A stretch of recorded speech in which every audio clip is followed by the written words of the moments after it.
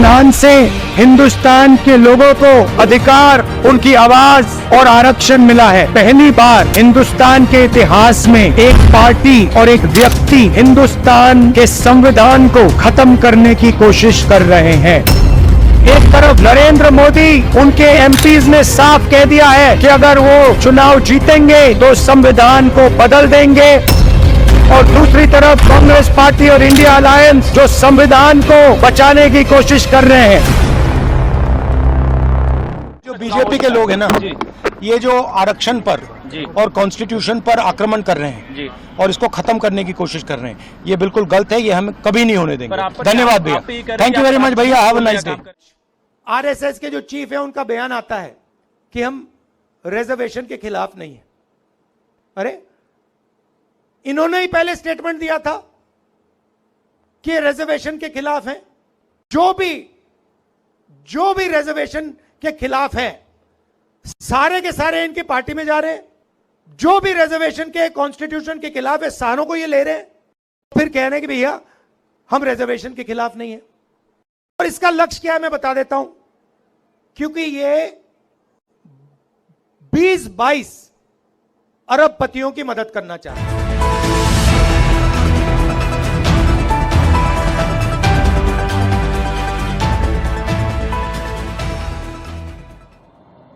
अभी मैं यहां आया कल तो मैंने सुना एक वीडियो घूम रहा है कि संघ वाले बाहर से तो बात ही अच्छे करके अंदर जाके कहते हैं आरक्षण का हमारा विरोध है, बाहर हम बोल नहीं सकते। अभी एकदम असत्य बात है, गलत बात है। जब से आरक्षण आया है तब से संविधान सम्मत सारे आरक्षण को संघ पूर्ण समर्थन देता है, और संघ ये कहता है कि आरक्षण जिनके लिए है उनको जब तक आवश्यक लगेगा या सामाजिक कारणों से दिया गया है, वो भेदभाव जब तक है तब तक ये आरक्षण जारी रहना चाहिए। लेकिन जैन साथियों, भारतीय जनता पार्टी और संघ की मानसिकता का खुलासा करने के बाद आज पहली बार भागवत जी सफाई देने के लिए मैदान में उतरे हैं। बार बार हम लोग जनता के बीच में जा रहे हैं और कह रहे हैं कि भारत में बाबा साहब डॉक्टर भीमराव अंबेडकर जी का संविधान माना जाता है, लेकिन भाजपा में भागवत जी का संविधान माना जाता है। और भागवत जी का संविधान क्या कहता है? भागवत जी का संविधान कहता है देश में आरक्षण खत्म होना चाहिए। अमित शाह जी क्या कहते हैं? 50 साल तक देश में राज करेंगे, यानी कि चुनाव खत्म होगा। 400 सीट चाहिए, अरुण गोविल जी कहते हैं 400 सीट चाहिए, मोदी जी कहते हैं 400 सीट चाहिए, लल्लू सिंह जी कहते हैं, ज्योति मिर्धा कहती हैं, अनंत हेगड़े कहते हैं। क्यों? कहते हैं संविधान बदलना है, इसलिए 4 सीट दे दो, 400 सीट दे दो। मेरे मुंह से 4 सीट निकल गया। हो सकता है हकीकत में आप यही कर दें, लेकिन 400 सीट क्यों मांगी जा रही है? क्योंकि संविधान बदलना है। संविधान बदल के आरक्षण खत्म करना है, वोट खत्म करना है, देश के लोकतंत्र को खत्म करना है। और ये बात मैं कोई ऐसे हवा में नहीं कह रहा हूं, प्रमाण है इसके। 50 साल किस फॉर्मूले के तहत राज करेंगे अमित शाह जी? क्योंकि चुनाव खत्म करना है। सूरत में चुनाव खत्म कर दिया, चंडीगढ़ में चुनाव में धांधली की, मध्य प्रदेश हो, कर्नाटक हो, उत्तराखंड हो, अरुणाचल हो, देश की कई सरकारों को तोड़फोड़ करके गिराया, महाराष्ट्र में सरकार तोड़फोड़ करके गिराया। तो पूरे देश में चुनाव खत्म कर रहे हैं। आरक्षण खत्म करने की बात का प्रमाण आपके सामने 1 मिनट में दूंगा, आप इसको ध्यान से सुनिएगा। आपको मालूम होगा विश्वविद्यालयों में, देश भर के केंद्रीय विश्वविद्यालयों में इन लोगों ने आरक्षण खत्म किया। उत्तर प्रदेश में शिक्षक भर्ती में पिछड़ों का हक मारा इन्होंने। अब मैं आपको दिखाता हूं कि भागवत जी और इनके और नेता क्या सोचते हैं। देखिए आप, ये पहला बयान है। संघ के मुखपत्र ऑर्गेनाइजर और पत्रिका पांचजन्य को दिए एक इंटरव्यू में मोहन भागवत ने कहा कि आरक्षण की मौजूदा व्यवस्था क्या है।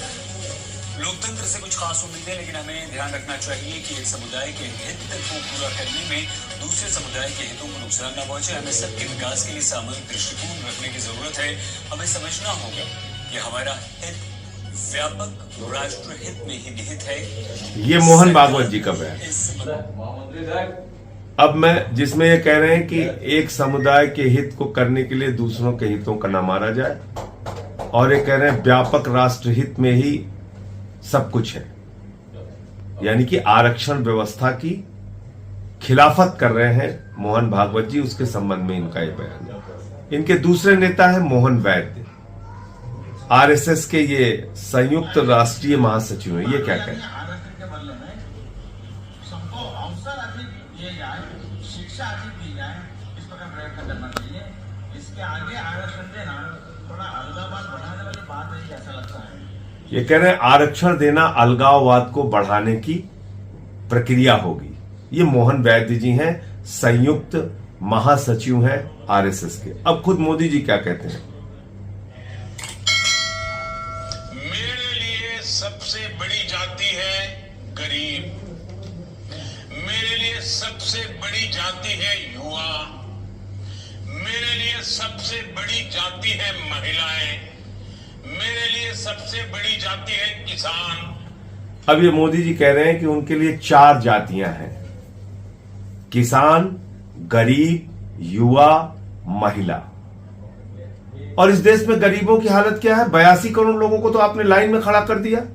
युवाओं की हालत क्या है? बेरोजगारी के कारण आत्महत्या कर रहे हैं। किसान की हालत क्या है? 750 किसानों ने काले कानून के खिलाफ शहादत दी। उनको आमदनी दोगुना करना तो दूर की बात है, वो आत्महत्या कर रहे हैं। महिलाओं की सुरक्षा की हालत क्या है? आपने देखा पहलवान बेटियों के साथ क्या हुआ हाथरस में।